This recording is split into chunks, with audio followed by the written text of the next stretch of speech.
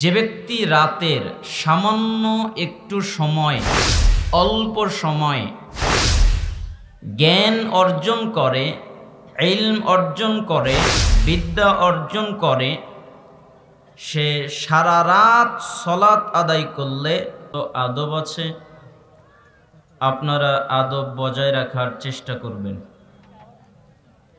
রাসূল সাল্লাল্লাহু আলাইহি ওয়াসাল্লাম আপনাদের ব্যাপারে বলেন, মান সালাকা তরিকান ইয়ালতামিসু ফিহি ইলমান সালাকাল্লাহু লাহু বিহি তরিকান মিন তুরুকিল জান্নাহ। যে ব্যক্তি জ্ঞান অর্জন করার জন্যে, ইলম অর্জন করার জন্যে, বিদ্যা অর্জন করার জন্যে কোনো জায়গায় যায়, কেন যায়? জ্ঞান অর্জন করতে, ইলম অর্জন করতে, বিদ্যা অর্জন করতে। তাহলে আল্লাহ এর বিনিময়ে তার জান্নাতের পথকে সহজ, সরল, সঠিক করে দেয়। অর্থাৎ কেউ যদি চায় আল্লাহ তাআলা আমার জান্নাতের পথকে সহজ করে দিক, আমার জান্নাতের পথকে সরল করে দিক, আমার জান্নাতের পথকে সঠিক করে দিক, সে পুরুষ হোক অথবা নারী হোক, তাহলে যেন জ্ঞান অর্জন করার মজলিসে উপস্থিত হয়, যেটা মিশকাতের 204 এবং 212 নম্বর হাদিসের মধ্যে এসেছে। দারিমির 271 নম্বর হাদিস, রাসূল সাল্লাল্লাহু আলাইহি ওয়াসাল্লাম বলেছেন, যে ব্যক্তি রাতের সামান্য একটু সময়, অল্প সময় জ্ঞান অর্জন করে, ইলম অর্জন করে, বিদ্যা অর্জন করে, সে সারা রাত সালাত আদায় করলে, তাহাজ্জুদ পড়লে, কিয়াম করলে যে নেকি হয়, আল্লাহ তাআলা তার চেয়ে বেশি নেকি তাকে দান করেন। তার মানে অত্র হাদিস দ্বারা বোঝা যায় জ্ঞানের মর্যাদা নফল সালাতের চেয়ে আল্লাহর কাছে অনেক গুণ বেশি মর্যাদাবান। সহিহ তারগিব ওয়াত তারহিবের 86 নম্বর হাদিসের মধ্যে এসেছে, রাসূলুল্লাহ সাল্লাল্লাহু আলাইহি ওয়াসাল্লাম বলেছেন, যে ব্যক্তি মসজিদে যায় জ্ঞান অর্জন করতে অথবা কাউকে জ্ঞান শিক্ষা দিতে, হয় জ্ঞান অর্জন করতে যায় নতুবা কাউকে জ্ঞান শিখাতে যায়, তাহলে একটা হজ করলে, ওই হজ কবুল হলে যে নেকি হয়, যারা জ্ঞান অর্জন করতে অথবা শিখাতে মসজিদে যায়, আল্লাহ তাআলা তাদের ওই হজের নেকি দান করে। মিশকাতের 220 নম্বর হাদিস, রাসূল সাল্লাল্লাহু আলাইহি ওয়াসাল্লাম বলেন, মান খরাজা ফি তালাবিল ইলম ফাহুয়া ফি সাবিলিল্লাহ হাত্তা ইয়ারজিআ। যে ব্যক্তি জ্ঞান অর্জন করার জন্যে, ইলম অর্জন করার জন্যে, বিদ্যা অর্জন করার জন্যে বাড়ি থেকে বের হয়, বাড়ি থেকে বের হয় কেন? কোরআন জানবে, হাদিস জানবে, ইসলাম জানবে, জ্ঞান অর্জন করবে, এটা হলো তার নিয়ত। তাহলে যতক্ষণ পর্যন্ত বাড়িতে ফিরে না যায়, ততক্ষণ তার আমলনামায় জিহাদ করার নেকি হতে থাকে। অর্থাৎ জিহাদ করলে যে নেকি হয়, আল্লাহ তাআলা ওই নেকি তাকে দান করেন। তাবারানী মুজামুল কাবির 639 নম্বর হাদিস এবং 641 নম্বর হাদিস, রাসূল সাল্লাল্লাহু আলাইহি ওয়াসাল্লাম বলেছেন, যে ব্যক্তি দ্বীনি মজলিসে যায় এরপরে 3টা কাজ করে। এক, তারা বসে, তার মানে ইলমি মজলিসের একটা আদব হলো বসে আলোচনা শোনা। 2, মনোযোগ দিয়ে আলোচনা শোনে।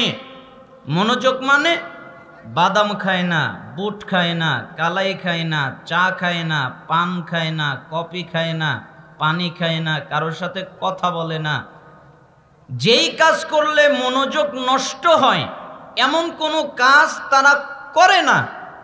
সাহাবীরা বলতেন রাসূলুল্লাহ সাল্লাল্লাহু আলাইহি সাল্লাম যখন কথা বলতেন তখন আমরা মনে করতাম আমাদের মাথায় পাখি বসে আছে, নড়াচড়া করলে পাখি উড়ে যাবে, তাই আমরা নড়াচড়া করতাম না। ঠিক আপনি মনে করবেন আমি একটা পাথরের মতো বসে থাকবেন, মনোযোগ দিয়ে বসে থাকবেন, জ্ঞান অর্জন করবেন, বৈঠক শেষ করা পর্যন্ত থাকার চেষ্টা করবেন। আল্লাহ তাআলা বলেন, মুহাম্মদ জি আপনি বলেন, কি বলবো? কদ গফারাল্লাহু লাকুম যুনুবাকুম, আমি আল্লাহ তাদের অতীত জীবনের যত পাপ আছে সবগুলোকে মাফ করে দিয়েছি। ওরা যত পাপ করেছে, যত অন্যায় করেছে, পাপ করতে করতে আসমান এবং জমিন ভরে গেছে, পাপ রাখার মতো জায়গা নেই, এত পাপ করেছে। আমি আল্লাহ কারো পরোয়া করি না, আমি তাদের পাপ তো ক্ষমা করে দিলামই, অবুদ্দিলাত সাইয়্যাতিকুম হাসানাত, এবং তাদের পাপকে আমি আল্লাহ নেকিতে পরিণত করে দিলাম। সালাত আদায় করলে পাপ ক্ষমা হয়, পাপ নেকি হয় এরকম হাদিস নেই। সিয়াম পালন করলে পাপ ক্ষমা হয়, পাপ নেকি হয় এরকম হাদিস নেই। যাকাত দিলে পাপ ক্ষমা হয়, হজ করলে অতীতে যত পাপ করেছে সমস্ত পাপ ক্ষমা হয়ে যায়, পাপ নেকি হয় এরকম কোনো হাদিস নেই। জিহাদ করলে, শহীদ হলে অতীতে যত পাপ করেছে তা ক্ষমা হয়ে যায়, পাপ নেকি হয় এরকম কোনো হাদিস নেই। হিজরত করলে তার পূর্বে যত পাপ আছে তা ক্ষমা হয়ে যায়, অথবা সে যদি মুসলিম হয়, ইসলাম ধর্ম কবুল করে, ইসলাম কবুল করে মুসলিম হয়ে যায়, তাহলে পিছনে যত পাপ আছে ক্ষমা হয়ে যায়, পাপ নেকি হয় এরকম কোনো হাদিস নেই। কিন্তু যারা মজলিসে বসে মনোযোগ দিয়ে আলোচনা শোনে, জ্ঞান অর্জন করে, বৈঠকে বসে কোরআন হাদিস শোনে, আল্লাহ তাদের পাপও ক্ষমা করেন এবং পাপকে নেকিতে পরিণত করেন। আপনার এই মনোহরপুর এলাকাবাসী যদি বুঝতো, তারা যদি জানতো, এই হাদিসটা যদি তাদের হিফজ থাকতো, তাদের হৃদয়ে থাকতো, তাদের কলবের মধ্যে থাকতো, তাহলে তারা ভাবতো আমরা তো অনেক পাপ করেছি, অনেক অন্যায় করেছি, যাই না আজকে এই তাফসিরুল কোরআন মাহফিলে বসে আমাদের পাপকে ক্ষমা করে পাপকে নেকি বানিয়ে নিয়ে আসি। অন্তত এই আশা হলেও এই জায়গায় জায়গা দেওয়া সম্ভব হতো না। কিন্তু তারা বোঝেনি, আমল করা তো পরের কথা। এই জন্য আপনাদেরকে অনুরোধ করছি, জ্ঞানের মজলিসে বসেছেন, মনোযোগ দিয়ে জ্ঞান অর্জন করবেন। আল্লাহ সুবহানাহু ওয়া তাআলা যেন আপনাদের তৌফিক দান করেন। সালাফদের একটা বাণী আপনাদের সামনে একটা উল্লেখ করে কিছু জরুরি পর্যায়ের হাদিস উল্লেখ করার জন্য ইচ্ছা পোষণ করেছি। যেহেতু আমাকে যে বিষয়ে আলোচনা করার কথা বলা হয়েছে তা সালাফের এই বাণীর সাথে সামঞ্জস্যপূর্ণ, এই বাণীর ভিতরে ওই আলোচনাটা ঢুকে পড়ে যায়, তাই আমি তা অনুবাদ করছি। একদিন জামি বায়ানিল ইলমি ওয়া ফাদলিহি এই কিতাবের 1220 নম্বর বর্ণনা, যে ইব্রাহিম ইবনে আদহাম রাহিমাহুল্লাহ, তিনার কাছে একজন লোক আসলেন, এরপরে তাকে জিজ্ঞেস করলেন যে আল্লাহ তো বলেছে, কি বলেছে, যে তোমরা আমাকে ডাকো, আমি তোমাদের ডাকে সাড়া দিব, এ কথা তো আল্লাহ বলেছে। হ্যাঁ বলেছে, কিন্তু আমি আল্লাহকে এত ডাকি, আল্লাহকে এত আহ্বান করি, আল্লাহকে এত প্রার্থনা করি, কিন্তু আল্লাহ আমার ডাকে সাড়া দেয় না, কারণ কি আপনি কি বলতে পারেন? তখন তিনি বললেন, ও বুঝেছি, 5টা অপরাধ তুমি করেছ। যখন কেউ 5টা অপরাধ করে, 5টা গুনাহ করে, তখন আল্লাহ তার ডাকে সাড়া দেয় না, মনে হয় তুমি এই 5টা পাপ করে ফেলেছ। তখন তিনি বললেন, তাহলে বলেন। ইব্রাহিম ইবনে আদহাম রাহিমাহুল্লাহ তখন বললেন, এক, আরাফতুমুল্লাহ ফালাম তুআদ্দু হাক্কাহু, তোমরা আল্লাহর পরিচয় পেয়েছো, আল্লাহর পরিচয় জানো, কিন্তু আল্লাহর হক আদায় করো না, এটা হলো একটা পাপ। আচ্ছা, আপনারা আল্লাহর পরিচয় জানেন না? জোরে বলেন, আল্লাহর অস্তিত্ব আছে না নাই? এক শ্রেণীর লোকেরা বলে যে আল্লাহর কোনো অস্তিত্ব নাই, আল্লাহ হলো নিরাকার। তো আমি বলি, জান্নাতের সবচেয়ে বড় নিয়ামত আল্লাহকে দেখা, তাই না? তা আল্লাহর যদি অস্তিত্ব না থাকে দেখবে কি? তার মানে আল্লাহর অস্তিত্ব আছে, আল্লাহর হাত আছে, আল্লাহর পা আছে, আল্লাহ কথা বলেন, আল্লাহ শোনেন, আল্লাহ খুশি হন, আল্লাহ রেগে যান।